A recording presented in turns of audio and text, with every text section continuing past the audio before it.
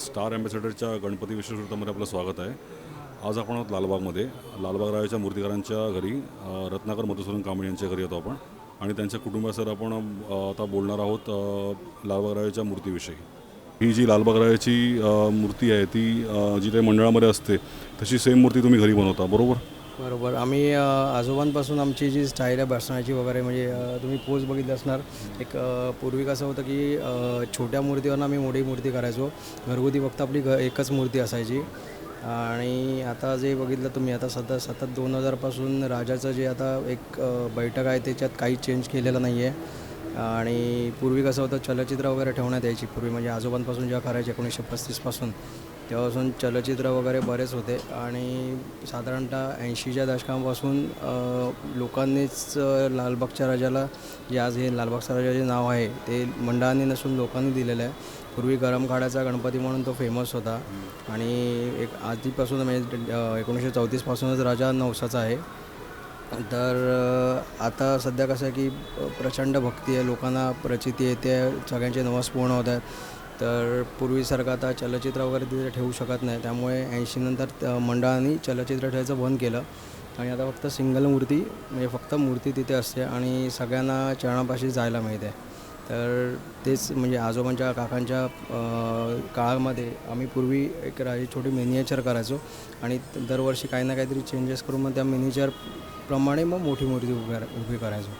म्हणजे सुरुवातीला तुम्ही घरी त्या मूर्तीची प्रतिमा तयार करून तशी सेम टू सेम तुम्ही मूर्ती मोठी करण्याचा प्रयत्न करायचे. आता आता ही जी मूर्ती जी बैठक आहे म्हणजे जी पद्धत आहे बसण्याची वगैरे ती मंडळात पण जी मूर्ती असते मोठी मूर्ती लालबाग ती आणि ही मूर्ती साधारण कधी कोणत्या वर्षापासून सेम बनवायला लागले तुम्ही?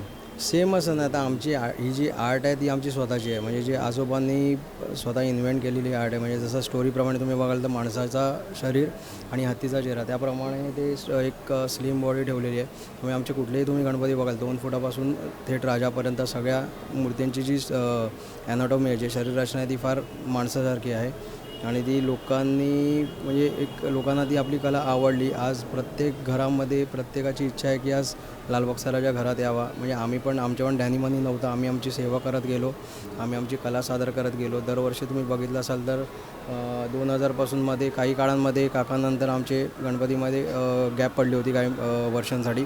2000पासून आम्ही परत राजाच्या सेवेमध्ये हजर झालो आणि तिथून आज तुम्ही बघताय की आम्ही जे दरवर्षी काही व्हेरिएशन्स आहेत ते आता मूर्तीमध्ये आम्हाला जास्त काही करता येत नाहीत.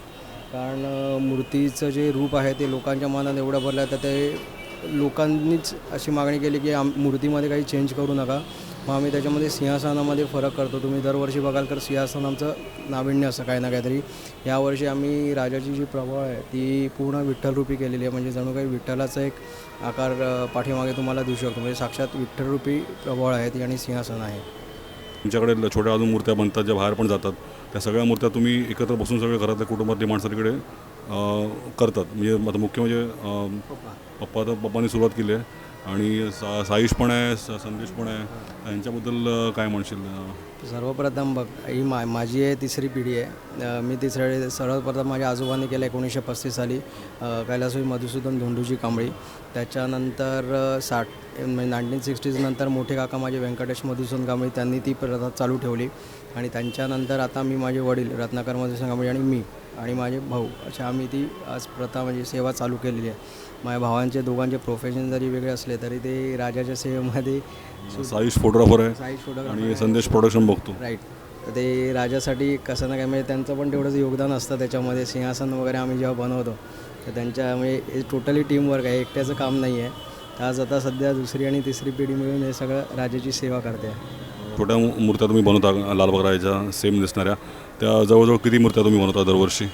साधारण राजाची एकच माझी 14 फुटाची आहे. त्याच्या खालोखाल 10 फुटाच्या अशा साधारण 20 ते 22 आणि 7 फुटाच्या मिळून अंदाजे 25 ते 30 मूर्त्या आहेत. आणि महत्त्वाचं म्हणजे माझ्याकडे जागा नसल्यामुळे मी खूप अडलो गेलो, कारण लोकांना प्रत्येकाची इच्छा आहे की आपल्या हातची मूर्ती हवी आहे. घरगुती पण आम्ही 100 ते 125 करतो. त्याच्यामध्ये गरिबापासून श्रीमंत असं नाही की भेदभाव की बाबा लोकांचं असं आहे की आम्ही फक्त श्रीमंतांच्याच करतो किंवा कुठल्या सेलिब्रिटी असं नाही आहे. आमच्याकडे गरिबापासून थेट म्हणजे त्यात ॲक्टर्स आहेत, पोलीस लेवलचे IAS ऑफिसर्स आहेत, IPS आहेत, नंतर सेलिब्रिटीजमध्ये ॲक्टर ॲक्ट्रेसेस आहेत तर सगळ्यांच्या आम्ही मूर्त्या बनवतो. तुम्ही प्रत्यक्षात मूर्ती कधी सुरुवात केलेली बनवण्याकरता? मी लहानपणापासूनच, कारण वडील आमचे बावनसरी वारले, त्याच्यानंतर मग मोठे भाऊ जे होते व्यंकटेश कांबळे त्यांच्याबरोबर तिथपासून मग मी हळूहळू त्यांच्याबरोबर काम करायला सुरुवात केलेली आहे लहानपणापासून. आणि संतोषने तुम्हाला कधी मदत सुरू केली काम करायला? तर मी आता 2000पासून, आणि साईश आणि संदेश? ते पण 2000पासूनच आहेत सगळे. आणि जेव्हा आमच्या ताब्यात आला आणि आम्ही करायला लागलो ना, कारण मोठे भाऊ आलेले होते आणि जबाबदारी आल्यानंतर मग आम्ही सगळे मिळूनच मग साईश तर एक उत्तम फोटोग्राफर आहे, इंडस्ट्रीमध्ये त्यांना चांगलं नाव आहे, म्हणजे कमर्शियल फोटोग्राफी चांगले करतो. तर तरी पण तो गणपतीच्या मूर्ती करता आवर्जून, म्हणजे गणपतीमध्ये तो 10 दिवस इथे असतो, तो गणपतीच्या वेळेस कुठे जात नाही. तर म्हणजे ही कशी लहानपणापासून आवड होती का, कसं काय होतं? असं काही नाही, म्हणजे जेवढं आता काकांच्या नंतर आमच्यावर बर्डन आलेलंच आहे, तर त्यामुळे ते करावंच लागतं. त्यामुळे आता लहानपणापासून आम्ही कुटुंबियामध्ये म्हणजे आमच्या एवढी मदत करता आम्हाला. तर आम्ही ह्याच्यात सगळ्यांना वाढलं असल्यामुळे मग सगळ्यांना लहानपणापासून आवड आमची कला दाखवत गेलो. आम्हाला कधी असं आम्ही कुठली कॉम्पिटिशनमध्ये गेलो होते, आम्ही फक्त कला उठत गेलो, लोकांनी ती मान्य केली आणि आज राजा जगात एक नंबर झाला. आज तुमच्याकडे जरा आरतीची जरा वेगळी व्यवस्था केली आहे, म्हणजे काय याच्यामागचं कारण काय? नाही, सहज माझे निखिल राणे म्हणून मित्र आहेत, ते उत्तम गायक आहेत, कार्यक्रम वगैरे आयोजित करतात.